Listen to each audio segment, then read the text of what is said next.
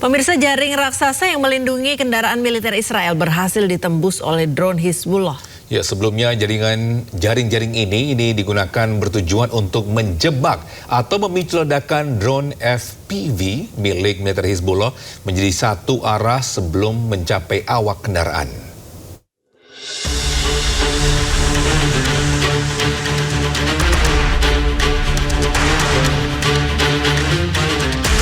Militer Hizbullah kembali merilis sebuah video keberhasilan drone mereka menghancurkan kendaraan militer Israel.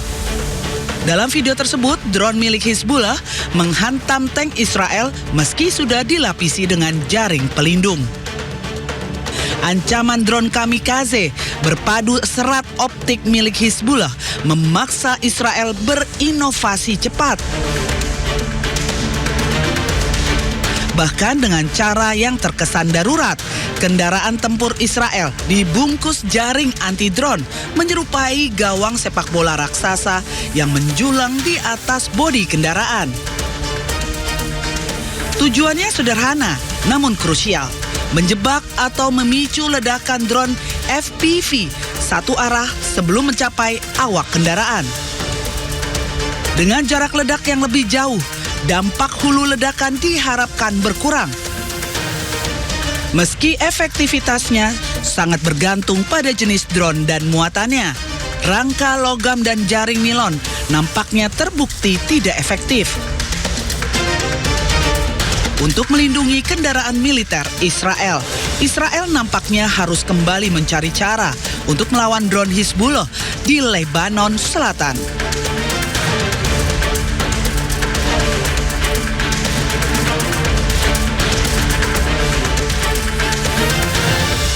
Ya, pemirsa, sebuah video kembali dirilis oleh militer Hizbullah saat rudal terpadu milik Hizbullah hancurkan tank Merkava milik Israel.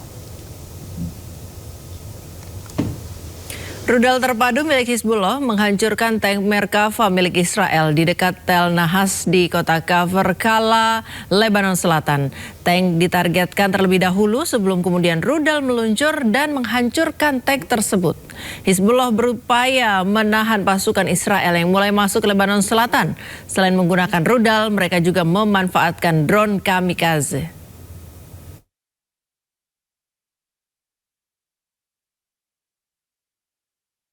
Ya, setelah menutup Selat Hormuz, Iran ancam akan memutus kabel fiber optik di Selat Hormuz. Pemutusan kabel internet ini akan mengganggu perdagangan dan juga telekomunikasi di dunia. Ancaman Iran untuk memutus kabel internet bawah laut merupakan respon strategis dan tekanan terhadap Amerika Serikat dan para sekutunya. Iran juga dilaporkan akan menjadikan infrastruktur digital di Selat Hormuz sebagai sumber pendapatan baru atau sebagai tawar-menawar ekonomi. Sedikitnya 7 kabel fiber optik internasional melintas di Selat Hormuz. Ini menjadi jalur pertukaran data yang sangat penting bagi Asia, Timur Tengah, dan Eropa. Lebih dari 10 triliun dolar transaksi finansial global terjadi setiap hari melalui jalur ini.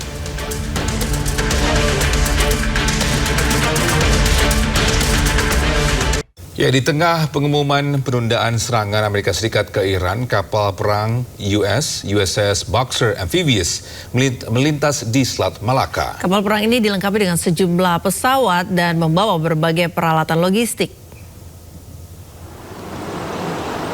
Ya, kapal perang Amerika Serikat USS Boxer Amphibious melintasi Selat Malaka pada Selasa. Rekaman dari pelabuhan Singapura menunjukkan kapal perang ini membawa berbagai peralatan logistik, termasuk jet tempur multiperan F-35. Sebelumnya, kapal perang ini dijadwalkan menuju Timur Tengah dengan mengangkut lebih dari 2.000 marinir, namun ditunda.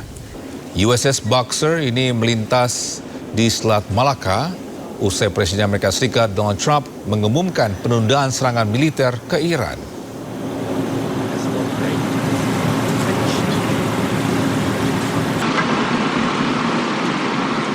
Ya, konflik yang terjadi di Timur Tengah secara efektif membuat Selat Hormuz nyaris tertutup. Badan Energi Internasional memperingatkan cadangan minyak dunia mengalami penyusutan tertinggi dalam sejarah.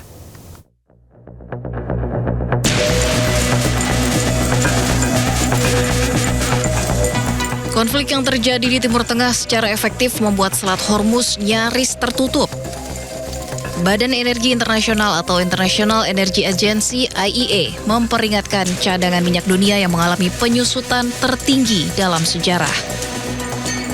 Dalam laporan Oil Market Report Mei 2026, IEA mengungkapkan sekitar 4 juta barel minyak per hari diambil dari pasokan cadangan selama April 2026. Lebih dari 10 minggu setelah perang di Timur Tengah dimulai, gangguan pasokan yang terus meningkat dari Selat Hormuz menguras persediaan minyak global. Lembaga yang berbasis di Paris itu mencatat persediaan minyak global yang terpantau termasuk minyak di kapal tanker menyusut 250 juta barel selama Maret hingga April 2026. Krisis BBM akibat penutupan Selat Hormuz salah satunya dirasakan warga di Amerika. Harga minyak melambung tinggi hingga 2 kali lipat dari harga normal. Ya, pemirsa, kepolisian San Diego menduga satu pelaku penembakan sudah merencanakan perbuatannya. Hal ini membantah dugaan ibu pelaku yang menyebut putranya memiliki kecenderungan bunuh diri. She believed her son was suicidal, and she began to share information that several of her weapons were missing.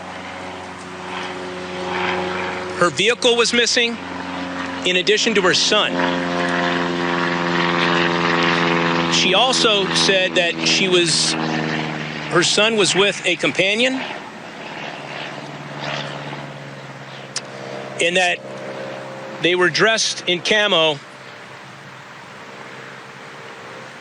and that is not consistent with what we would typically see from somebody that is suicidal. That began to trigger a larger threat assessment picture. Our threat management unit began to take the tips and leads that we had and utilize the technology we have available to us. Our license plate readers was at the top of that list. We began to have, we noted that there were hits with the vehicle down in Fashion Valley. We dispatched officers into the area of the mall as a possible location that was a threat. Pemirsa, 3 jurnalis Indonesia diculik tentara Israel dari kapal kemanusiaan Global Sumut Flotilla. Ya, Dewan Pers mengecam tindakan ini dan meminta pemerintah Indonesia membantu membebaskan jurnalis yang ditangkap militer Israel.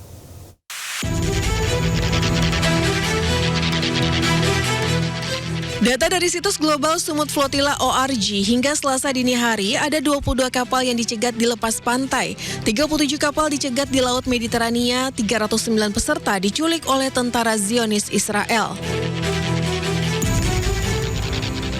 Jurnalis Indonesia yang diculik penjajah Israel yakni Bambang Nuroyono, Andre Prasetyo, dan Taudi Badai.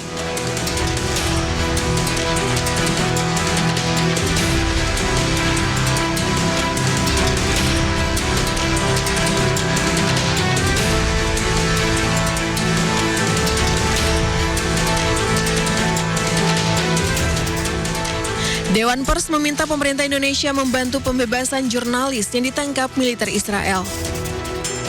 Dewan Pers menyatakan, 1, mengecam tindakan Angkatan Laut Israel. 2, meminta pemerintah Indonesia menempuh jalur diplomatik luar biasa untuk membebaskan wartawan dan warga sipil Indonesia serta memulangkannya ke tanah air. Angkatan Laut Israel mencegat dan menangkap kru dan awak kapal Global Sumut Flotilla pada Senin kemarin. Jurnalis Andre Prasetyo hilang kontak di perairan dekat Gaza setelah logistik kemanusiaan yang ditumpanginya dicegat oleh militer Israel. Kecemasan menyelimuti keluarga Rahendro Herubowo, seorang relawan dan mantan jurnalis Indonesia yang ikut dalam misi kemanusiaan menuju Gaza, Palestina. Keluarga berharap pemerintah bisa membantu pembebasan WNI yang diculik oleh Israel. Ibu dari Rahendro Herubowo, Erlina, mengaku terakhir berkomunikasi dengan anaknya pada hari Minggu. Seluruh pesan yang dikirim tak lagi mendapat balasan. Herlina mengaku sempat melarang anaknya berangkat ke wilayah konflik, namun Heru tetap memilih ikut dalam misi perdamaian tersebut. Heru merupakan salah satu WNI yang diculik Israel dalam misi kemanusiaan menuju Gaza. Terus dengar ibu berita di TV, 4 wartawan di ini katanya di 5 bisa culik sama Israel katanya. Tapi sempat meminta izin kan kalau untuk ke sana atau seperti apa? Bisa minta izin, nanti rumah itu ngapain? Ya, ibu kan nyaut begitu. Apaan sih, anak masih kecil, orang tua udah tua. Dia bilang gitu. Tetap aja dia. Jadi sesampainya di sana masih catatan? Masih sampai kemarin minggu masih chatting. Sebelum ditangkap masih di chatting masih. Jadi terakhir minggu ya?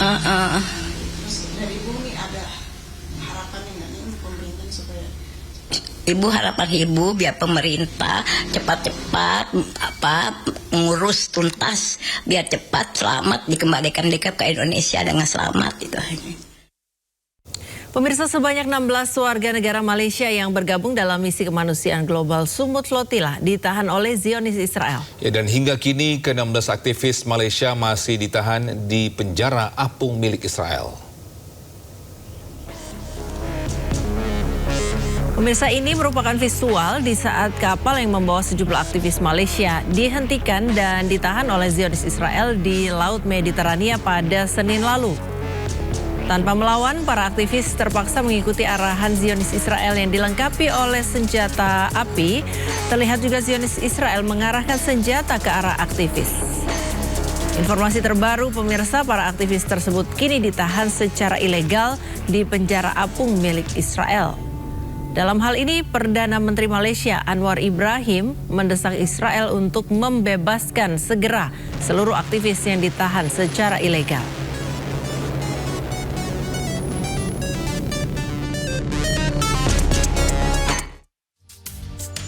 Zionis Israel juga menculik adik dari Presiden Irlandia, Catherine Connolly, yakni Margaret Connolly. Margaret Connolly ini merupakan seorang dokter yang merupakan satu dari 6 aktivis Irlandia yang tergabung dalam misi Global Sumut Flotilla. Saat ini ia dan seluruh aktivis lainnya yang tergabung dalam misi Global Sumut Flotilla ditahan secara ilegal oleh Zionis Israel.